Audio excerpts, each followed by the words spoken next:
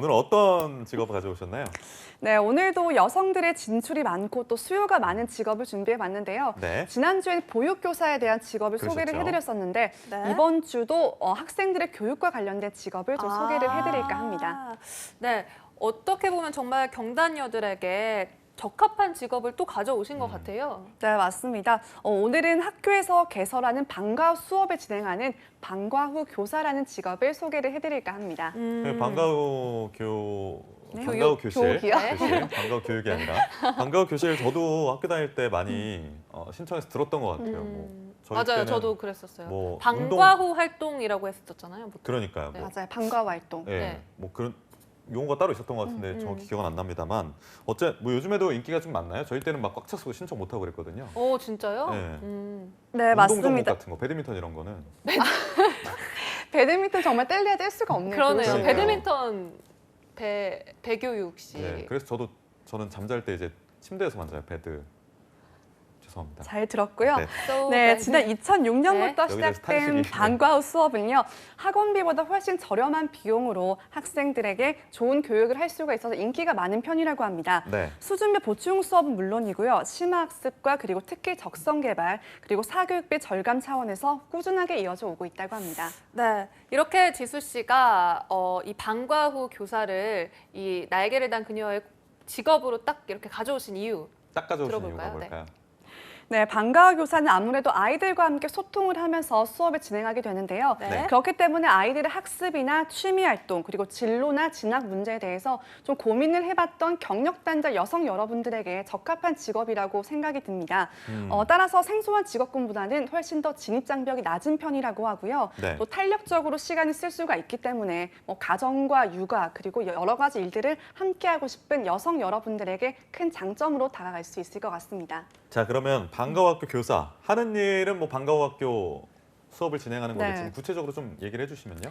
네, 먼저 방과 후 학교 수업을 신청한 학생들을 대상으로 특정 과목 수업을 진행하게 되는데요. 네. 방과 후에 학교에서 학생들의 숙제를 비롯해서 일기 쓰기나 준비물 챙기기 등을 돕게 되고요. 또 학교 동아리 활동이나 외부 학원 시간을 체크를 해서 보충이 필요한 교과목을 가르치기도 한다고 합니다. 진짜요? 네, 그리고 국어나 영어, 수학 등 교과 수업부터 시작해서 우크렐레나 캘리그라피 등 오. 특기 적성 오. 수업까지 함께 다양한 수업이 진행되고 있고요. 네. 그리고 수업뿐만 아니라 아이들을 관리해야 되기 때문에 출석부나 업무일지 등 관련 서류도 작성을 하게 된다고 합니다. 와, 요즘엔 우쿨렐레 수업도 있군요. 네. 정말 다양해졌는데 일단 이렇게 아이들이 좋아하는 걸 가르치려면 좀 능력이 있어야 될 것 같은데 어떤 뭐 능력을 갖춰야 된다던가 그런 게 있나요?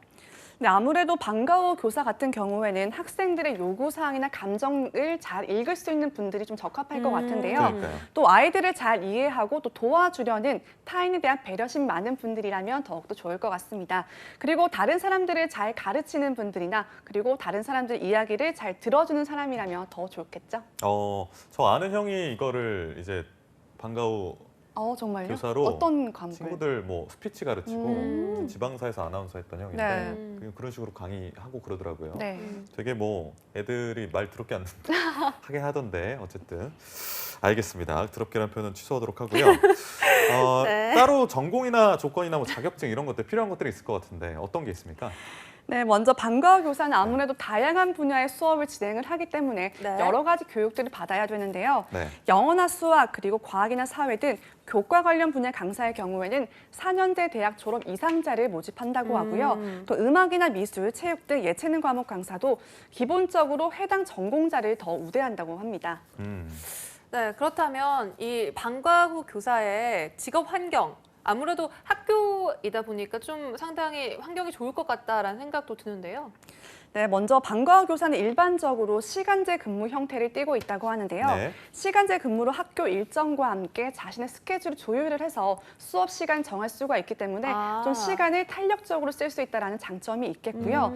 하지만 수업 준비나 평가 작업 등 별도의 행정 업무가 있기 때문에 수업 시간 이외에도 업무 시간이 더 길어질 가능성도 있다고 합니다. 그러니까 수업 자료나 수업에 필요한 재료 같은 것들 준비하고 이런 시간이 있기 때문에 업무 시간 그것도 참고해야 될 것 같고 이외에 좀 더 알아야 될 점들이 있으면 좀 소개해 주시죠.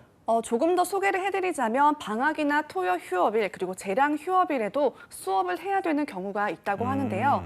이뿐만 아니라 수업 참여를 희망하는 학생 수가 정원에 못 미칠 경우에는 폐강이 되는 경우도 있다고 합니다. 그렇기 때문에 안정적인 수입을 얻을 수 없을 수도 있다는 것들을 꼭 대학교 기억을 강의랑 해주셔야 될 똑같네요. 것 같습니다. 그렇습니다.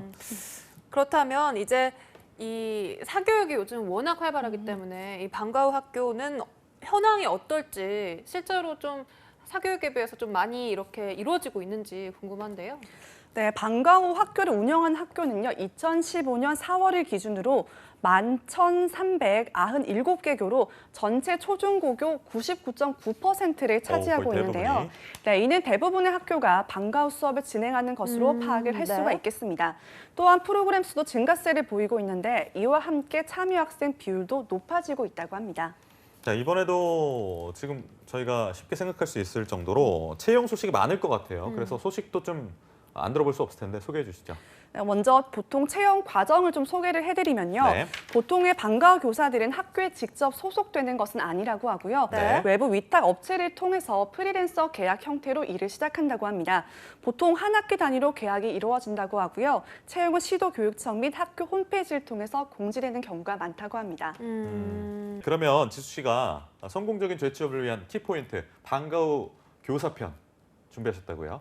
첫 네. 번째 키포인트 어떤 겁니까? 네, 경력단절 여성들의 성공적인 재취업을 위한 키포인트. 첫 번째는 시간제 근무를 들 수가 있겠는데요. 네. 방과 후 시간제 교사는 근무. 아무래도 시간제 근무 형태를 띠고 있는데 네. 자신의 일정에 맞춰서 수업 시간을 조절을 할 수 있기 때문에 오. 시간을 좀 잘 활용할 수 있다는 장점이 있을 수가 있겠습니다.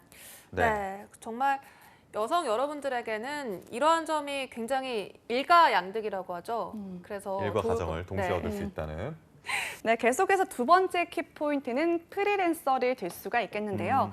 앞서 채용 소식에서도 확인할 수 있듯이 방과 후 교사들은 보통 위탁 업체를 통해서 취업을 한 후에 일을 하는 경우가 많다고 합니다. 따라서 한 학기 단위로 계약을 해서 활동하는 경우가 대부분이라고 합니다. 세 번째 키포인트 어떤 건가요?